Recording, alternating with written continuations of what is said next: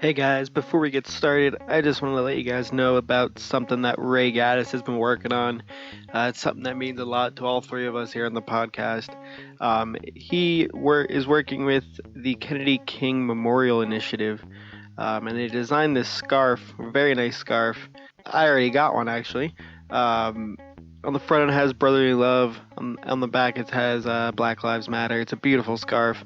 All proceeds go to the Kennedy King Memorial Initiative, which is designed to raise awareness, provoke thought, and inspire action to eliminate division and injustice. Great group of people there. Great on Ray Gaddis to be putting this together. You could find this on all the social media platforms. I know it's definitely on his Twitter and his Facebook. But go on there, check it out. Check out the initiative as well. And you can get it for only $25. And a nice tagline here that they had here is, "Protest is not the end of progress, it is the beginning." So, without further ado, on with the show.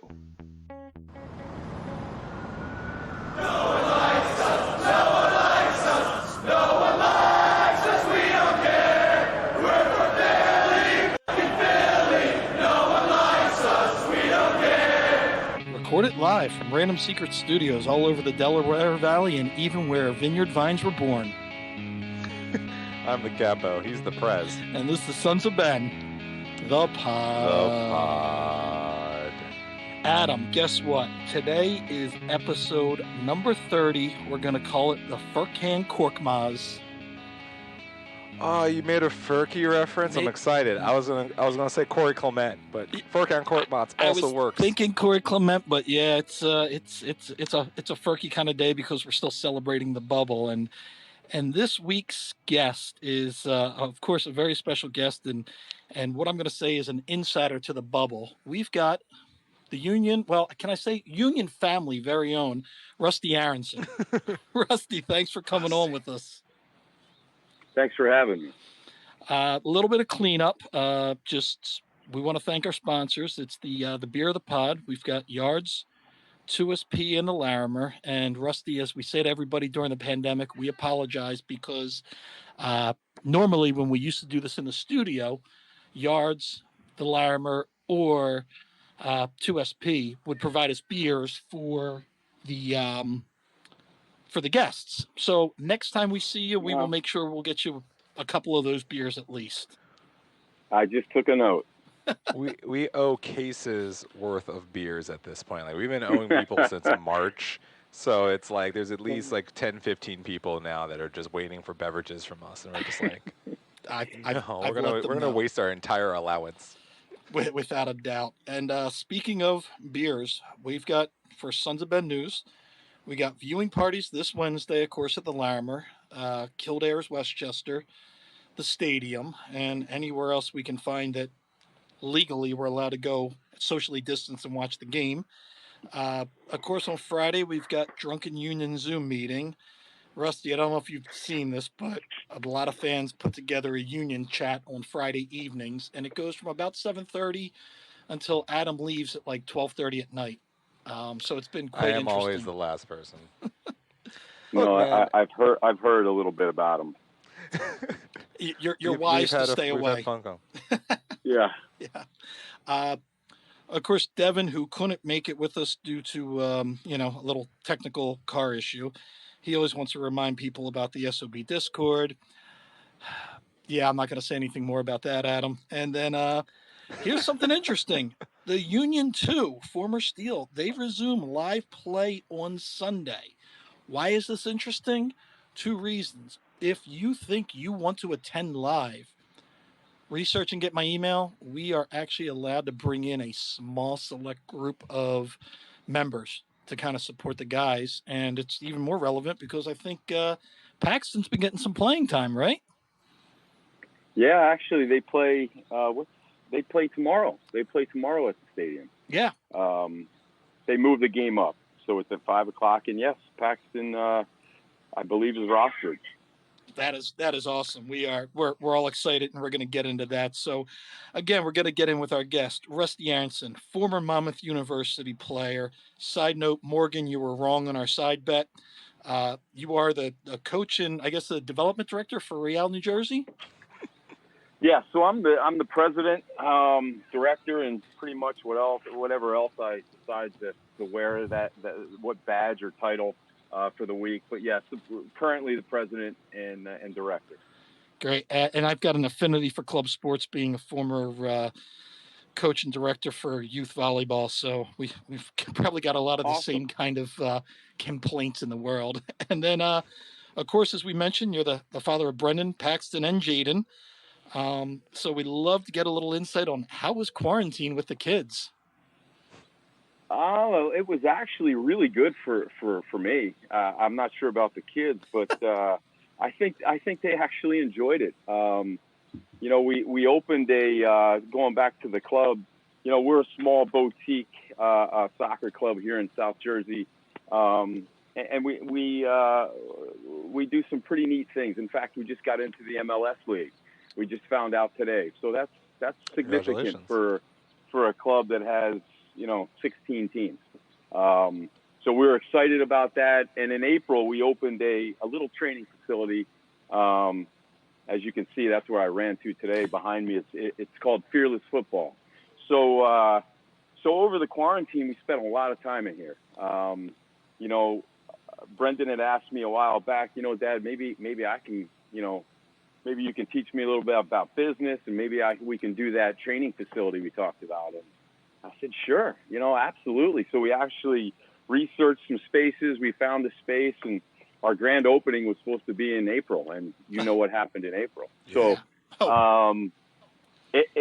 we took a negative and spun it into a positive, and the kids, Brendan and Paxton, used this facility to just hone in. They spent, when I tell you days, hours, I was going through Motrin like it was, Larimer beer for you guys, right? So, but it was, we took a negative and we turned it around into a positive, and I think they really, we got back to basics and we had fun. They were playing 1v1, and it was like the old days in our basement. It was awesome. So, and just having them around, I mean, that's something that, if it was the middle of the season, once March starts, we don't see them. Yeah. So, at least the two boys, and so we really enjoyed it. We were having dinners together. It was, my wife and I said, a dozen times or so, like, this is really great. And I think the kids enjoyed it.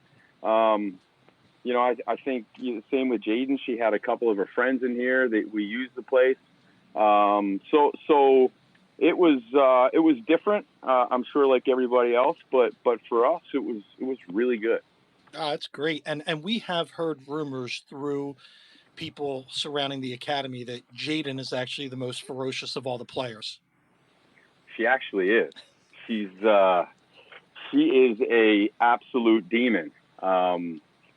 She didn't train and practice as hard as the boys did when she was little. I used to put cones down for the boys and forget about them, and go finish cutting the grass, and I'd come back, and poor Brendan or Pat, they'd still be there until I told them to stop.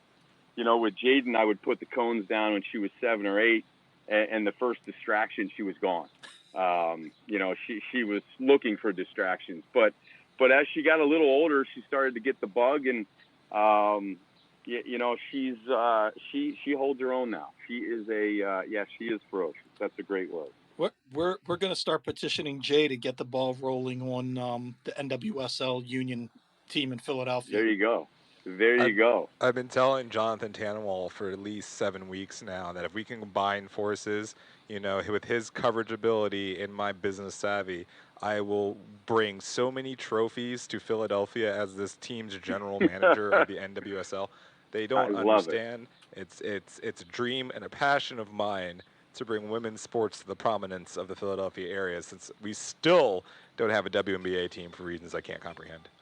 Yeah, and no, that would be great. But tell Brendan we actually ordered our favorite tifo of him, and hopefully we'll have that for him by the time he gets back. The infamous now "Want It" poster.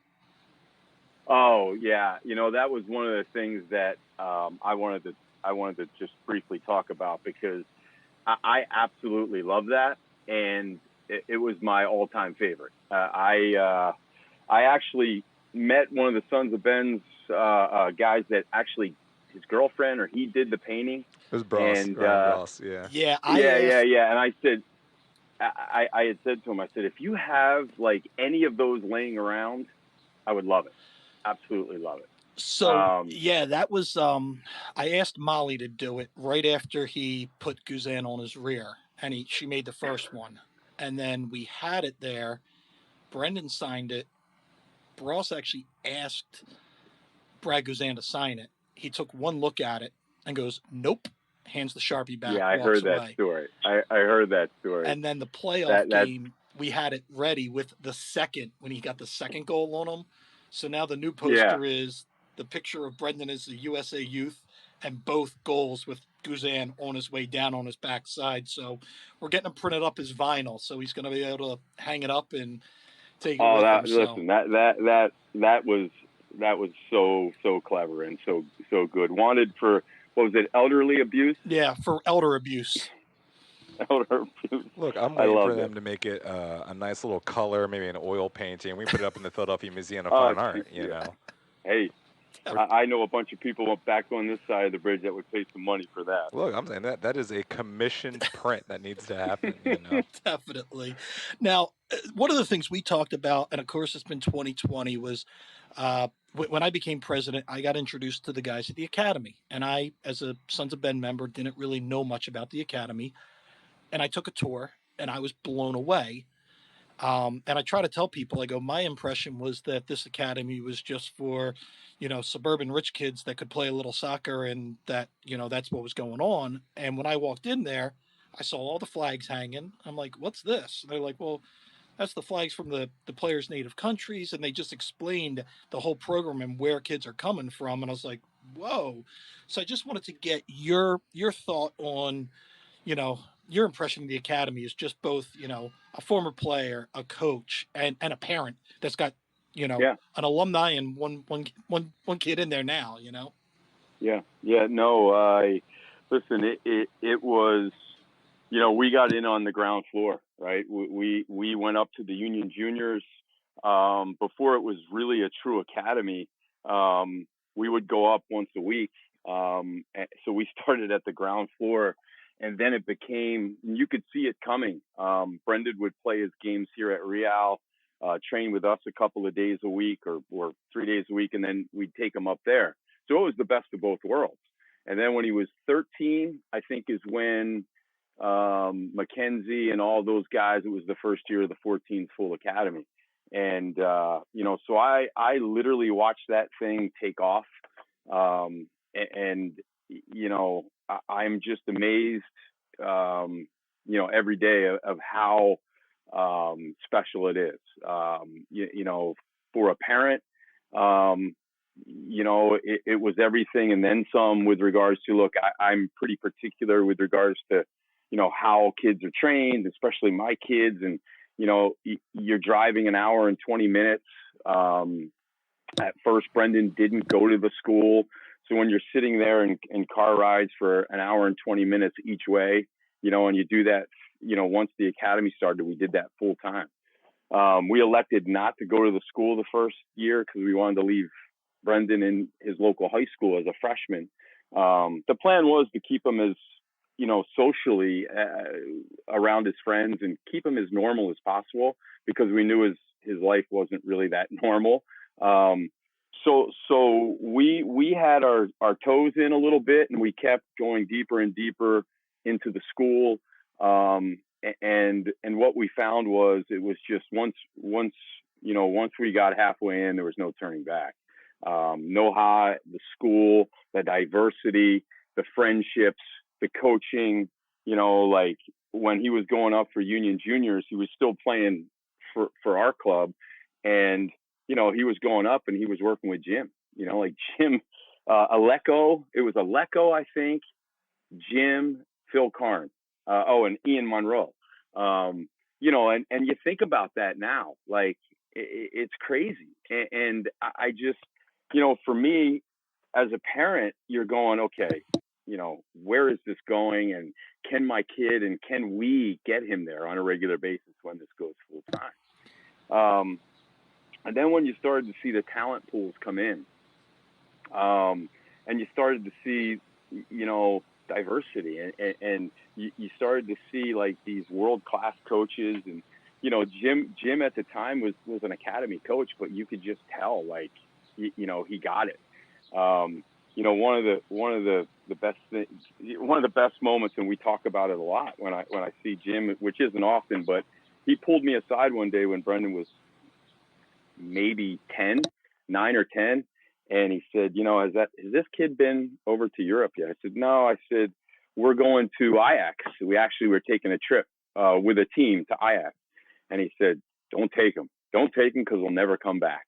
And we kind of laugh about that to this day, but he came back, and it was just the first, meeting with Jim, and just, all those guys, Ian Monroe, and, the academy is what Richie has built there is just a special, special place. The culture, the friendships that these kids make, you're not going to get that, I'm sorry, at Shawnee High School. I love our local high school, but Brendan would never get that there. We just cherish every minute of it. I wish my daughter could go. I mean, selfishly, I wish I could, but it's just been that good, guys. I can't say enough of good things about it. The people that were there, the experiences that, and look, every player, their pathway is different, right? You have peaks and valleys, and, from Ian, from Tommy, from Kevin Coleman, to Chris Brewer, to Richter, all those guys were there to say, it's okay. Like, kids struggle, and they're getting that message out. If you're undersized, like they would tell Brendan. Ian Monroe, one of the famous quotes was, what would he always say? He always said, Brendan, it's not a sprint, it's a marathon. When Brendan was 70 pounds, soaking wringing wet, playing with, kids a year and a half older and 60 pounds heavier. So, when you get that, I can tell him that on the hour and 20-minute ride homes. But when he has guys that have been in World Cups telling him that, and guys that have played the game at high levels are reinforcing that, it's great. So, listen, I could go on. It is fantastic. It is just, I should be the salesman for that school. I am a salesman for that school because it was so awesome, and we didn't want to do it at first. And it's funny. There's two things, and I'll get to those later. But it's funny you say that because of Brendan and Mark and even Austin and some of the guys that come out of there, as a fan, a Sons of Ben member, it's almost like, oh, okay, they weren't just selling us sunshine and rainbows. Because the most frustrating thing we ever had as Union fans was when they had the academy, and then we'd hear, well, we're going to go through the academy. It's like being a Phillies fan and going, just wait, we got this guy in single A ball, and we're going to win a World Series in 52 years. Just keep buying your season tickets. And it was frustrating, and hearing it from Ernie and hearing it from Jay was just, but then when we started seeing it, we're like, oh man. And now, we'll get to that later. Yeah. It's even bigger. But Adam, this is my big takeaway though. What's that? From Medford, New Jersey, Rusty can get to the academy in an hour and 20 minutes. I don't know what he's driving, because I know there's no way I can get on the Schuylkill and get that fast. So we've got to find out. I don't go to Schuylkill. Yeah. It's a spaceship. or, and here's the human cheat code that none of y'all learned about, the blue route. If you can find 476 on a day that's not tremendously terrible, you can actually get to Wayne, Pennsylvania not that long. It's actually pretty impressive. Yeah. We would go around to 276, the turnpike. So we would go 295 north, right? Yeah. And go around. So we would do 62 miles. I think it's 62 miles. And if we took the Schuylkill, it's 38 miles as the crow flies. Oh, yeah. Think about that. But right? it's not 2.5 hours. But we would never try to never take the Schuylkill. Yeah, we would never try to go to the Schuylkill. So we had it figured out pretty much to the minute. But nice. But we always call the Schuylkill the greatest highway at 3 a.m. you can ever have. You know, There you go. if it's 3 a.m. and you have to get from Center City to King of Prussia, there is nothing better in the universe for you. Other than that, it is a trash can. Man, during the early days of the pandemic, I could get from Fairmount, the art museum area in Philadelphia, to the stadium down in Chester in like 15, 16 minutes. And I could get out to Yeah. KOP in about 22 minutes. And it was Yep. great because, you know, Those were the days. those were the good old days of the pandemic. But no, so it's funny though. But yeah, talking about the academy, one thing that I was impressed with, and you mentioned that every player has his own path.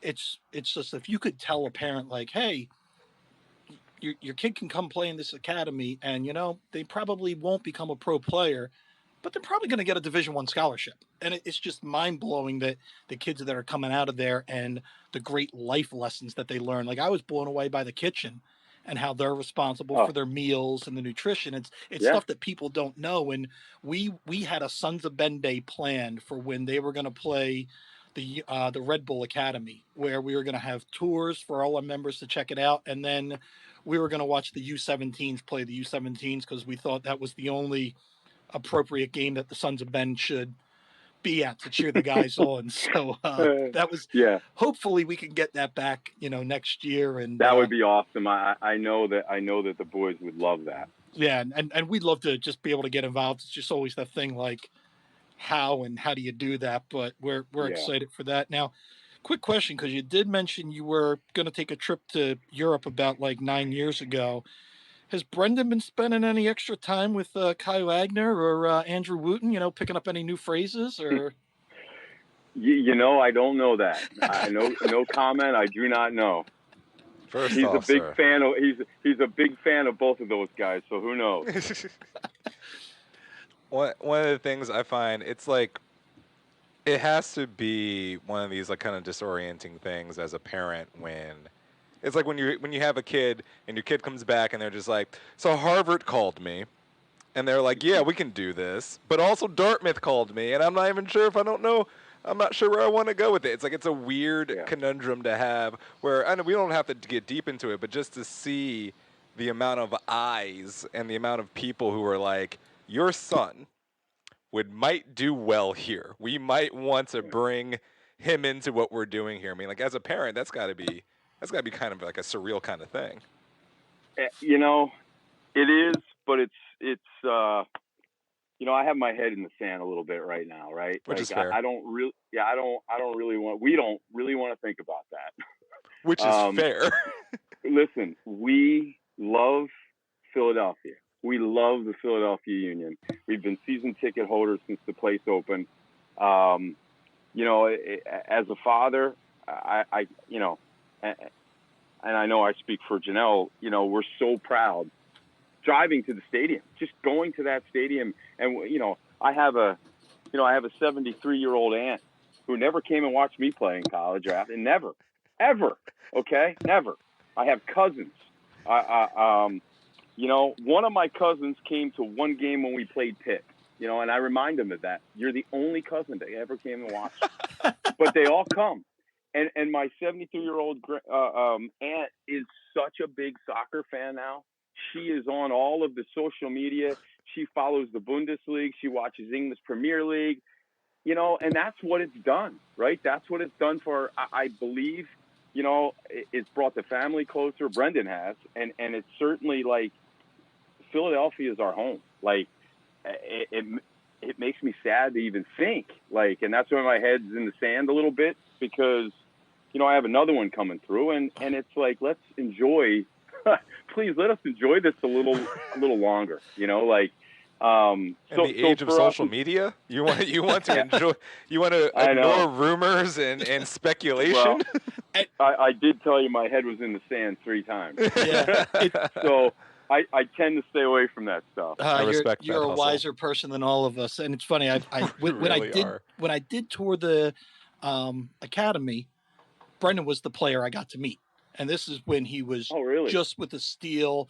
And I'm like, who? And they're like, and then we're talking. I'm like, man, that's a nice kid. Like you guys are help raising really nice, you know, young men. And then the next time we got to meet was I was going last summer over to Pamplona to run with the Bulls again. And awesome. this time I agreed with Mark Evans to wear players' jerseys. So I got Shabilko's jersey because he was the only person I thought could fit my chubby frame, and my girlfriend got Brennan's jersey. So we, went to the practice field and we're talking to them, and my girlfriend was blown away with like what a great kid he was, or really man. So we've been blown away with just what a level head he has.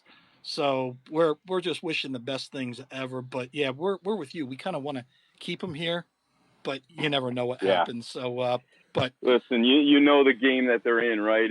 It's they have a plan, and that plan we I can't control it. Even though I know his mother would love to control it for a little while longer. The kids, he has a passion for the game, and wherever the game takes him, he's going to be happy and just to play. Brendan's the kid where you put the ball down and you tell him to play right back. He's playing right back with a smile on his face. Like, he just wants to play. I can't say enough how happy we are with just, we walk around the stadium and, we see the 22, the first time we saw the number 22 on the back of a jersey, I was like, what? Like, it was crazy. It was crazy. And, and you see it a little more and a little more. And then my daughter's friends are all wearing it, so we don't want that to go away anytime soon, but listen, we don't control that. yeah, So. and we'll make you a deal right now that if and when he goes over to Europe to a club, we will start a small supporters group in Philadelphia for that club where we'll find a bar in the city and we'll all, make sure we gather around on, Friday, Saturday mornings to watch him play. So That would be awesome. yeah, so That would be awesome. we want to follow him for sure. Now, I don't know if you know this, Adam, but we've got some business going on. No idea. What you talking about? We got a little Timbers action happening on tomorrow evening. We've got I don't know if it's Timber, Robbie, Bobby, Ricky, or Mike, but I think it's Joe, Joey, Timber Billy, I Terra don't know. Billy. But no, what? Wait, I forgot. We're still in this tournament. Oh, we're We're still doing this. I'm not even gonna say the odds, but we are this tournament. Don't. as the great Han Solo once said, "Never tell me the odds." Now I don't want to hear anything about it. I tell everybody all the time at ISC, the Independent Supporters Council, we have a yearly meeting. We meet the guys from Timbers Army. They're wonderful people. They do a great job running their supporters group. They are probably to quote Jeffrey Lurie, the gold standard. But let me tell you, I want to win this so bad just because, and I don't know if Rusty knows this or Adam, if you know this, according to the people of Portland, they invented soccer. It didn't come from England, it was like John Smith, Pocahontas, Lewis and Clark got into a canoe. They went all the way across to Portland, and people in flannel shirts were playing soccer, and they brought it back to England because the people of Portland invented the game. That's if you ask them. I think you were looking for Sacagawea. Sacagawea was what we were looking for with the Great Northwestern Passage. But no, I mean, look, I think Cascadia as a whole believes they invented soccer. It's either them or it's Seattle and lowly Vancouver, which we still have to mention, even though they're just like, hey guys, we're also here. But look, I'm excited as any Union fan would be. I am pleasantly surprised. But at the same time, when I was pontificating like a knucklehead at the beginning of the year, I was like, this is a top 4 team in MLS to me. It felt talent-wise, felt depth-wise, felt coaching-wise, that every aspect of this team had turned the corner. The coach had the roster had come into its own, and slapping Subaru on the side of your stadium is actually a pretty nice upgrade. I'm not gonna lie. So. This felt, and this is the most Union thing in the world, that the season that's supposed to be the season's interrupted by a pandemic, because of course, that is the most Philadelphia thing possible. But I truly believe that, and as we like to say 9,000 times, we're not an X's and O podcast, but this team has gotten a nice little foothold in, first, American soccer. Because now they're not just, there's also the Union. Like, they're actually a team that people are looking at and saying, They might be difficult. That might be an L. We might get a loss there. You're getting them to get a nice little foothold in Philadelphia as well, because they had that window right before the Sixers got going again. You know, the Phillies were having their 75-day quarantine because the Florida Marlins can't not party. And, you know, you had that lovely window even at 10:30 at night where you're like, Philly, we have something for you. And I think, look, we still got a long ways to go in the city, but I think this little MLS's back tournament has done as much for the Union as anything could have done this season in terms of marketing for them. That's the weirdness about it, you know? Yeah.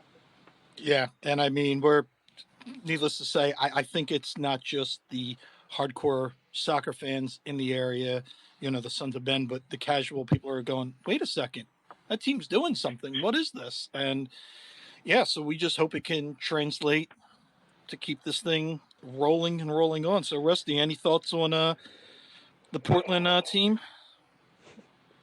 You know, they are they're dangerous. They're they're well coached. They're scary. But look, so is Kansas City, and and so on and so forth, right? New England. Yeah, when I watch the current group, they're different. They're just different. Like the way they get after it. I don't really think people match up well with them. I just don't think they know. Everybody knows that a press is coming, right? You play the Red Bulls, you're going to get a press, but it's different. It's just something that, the way they work together. Listen, it's just, it's one of those things when you watch them, you can't put your finger on it, but it's good, right? Yeah. So it's funny. It's that combination of youth, which I think was super important in this tournament, especially how hot it gets in Orlando. And then you still got that nice mixture of some veterans in there, a calming force of Ray or Allie, mixed in with these young guys. And then there's people like Sergio out there that I think are really feeling his way through the MLS and seeing how physical it is. And just like that last, the touch he put on that ball, you wouldn't have seen that last year. And I think it's just somebody that's evolved to the league. So, no, you're right. You can't put your finger on it, but it's been great to watch. Yeah, I mean that ball that Bedoya played across for the first goal.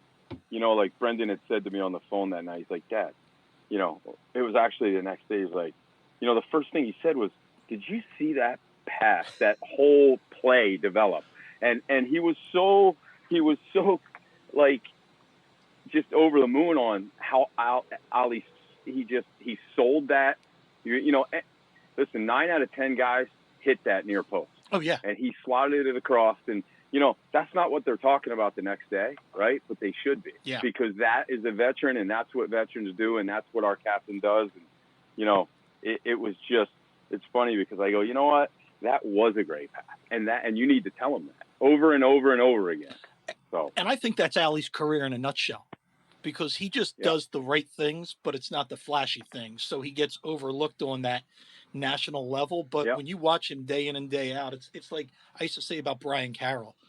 I go, because people would just get on him. I go, he does all those little dirty things that if you're only if you're watching it, you really appreciate that. If he's not there, you're like, oh, how did that happen? So it's been, you hit the nail on the head when you said you don't know what you're really seeing, or you can't put your finger on it, but whatever they're doing is working. I mean, they've won some ugly games, but I'd rather win ugly than lose pretty any day of the week. No, I can totally put my finger on it. It's pretty. It's pretty ass soccer. That's the thing that I've found consistently through all of this is all of the goals the Union have been scoring have been pretty, have been well orchestrated play. It's not even just the set pieces.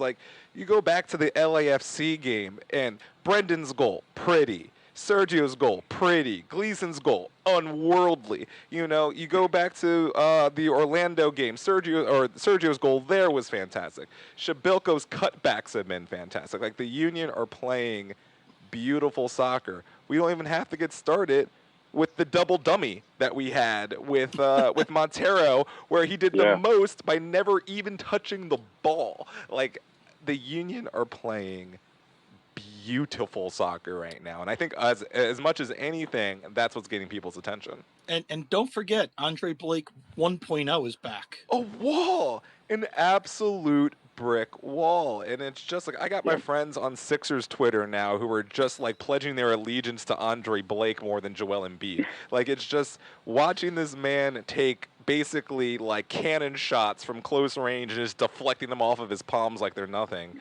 It's watching artwork. It's fantastic. Like, this team, it's a good team, a well-orchestrated team, and it's also fun to watch. Like, it is the trifecta of soccer, and it's right here in Philadelphia. Yeah. All right. And normally Devin right now will be poking us with a stick, but he had car issues, so I'm going to try to play both people and reel us in. Keep us reeled in.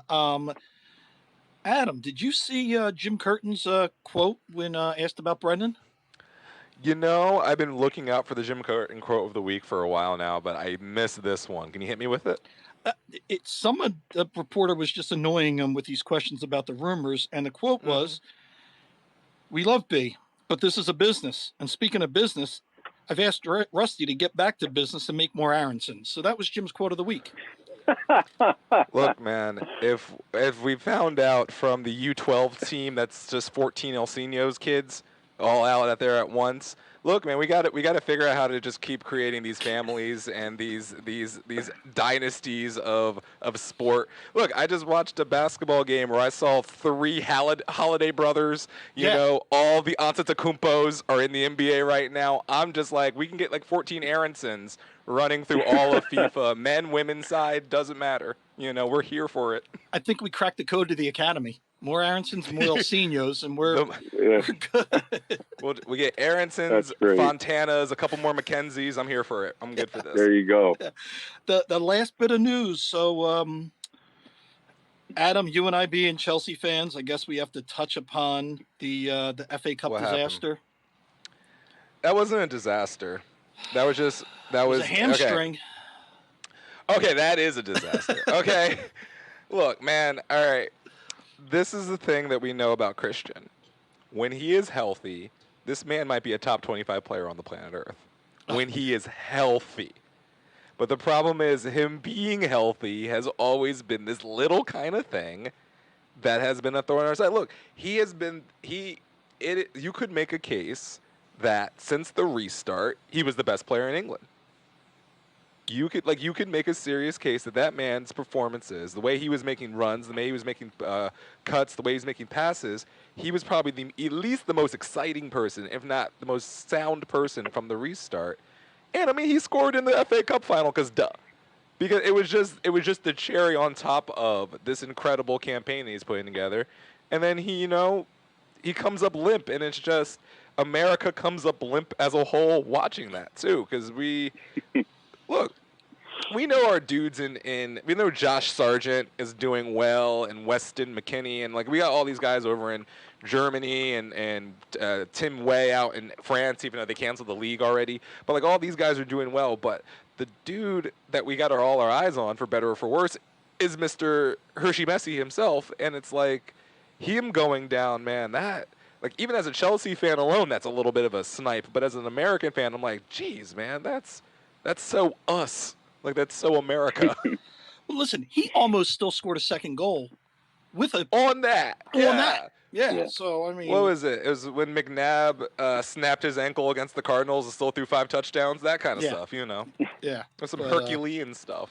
I will say the only joy I got out of that was Alexis Guerreros from the Cooligans. We were going back and forth on Twitter, and he was just saying, I just want Arsenal to win. I go, okay, Arsenal can win, but Portland wins tonight. And he just got back to me, go, I don't even want to think about it. And I go, that's your choice, buddy. So he took Arsenal winning, and his beloved NYUFU got to lose. So thanks, Alexis. You're the best. We know you listen. We know you're going to poach our guests again.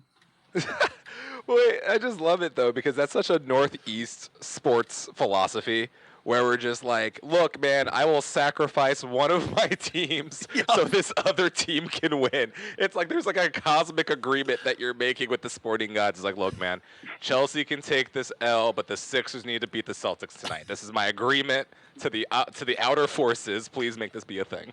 it's a covenant that you make all the time as a sports fan in Philadelphia. You know, Rusty, did you get a chance to see the FA Cup and Christian gutting it out, or? Yeah, I did. We're big fans. Yeah, it's a shame. He's had quite a year, and on this COVID year, he just is showing quality, and let's hope it's just a strain. I didn't hear anything else, but didn't look good. No, it did not. And we always refer to him as Christian Pulisic, Philadelphia Union homegrown. Future right. in 10 years, future captain of the Philadelphia Union. Yeah, 34-year-old captain of the Union, Christian Pulisic. Yeah, we know. This is the most. And on the family thing, he'll start having kids, and hopefully that's where they'll go. More Pulisics. No, if they're Pulisics man, this academy's gotten better and better and better. Add that to the list. No, if they're smart, they're going to Croatia. They're just going to cut out the middleman, and they're going to Croatia this time. They're like, Christian, you could have been in a World Cup final. You chose America.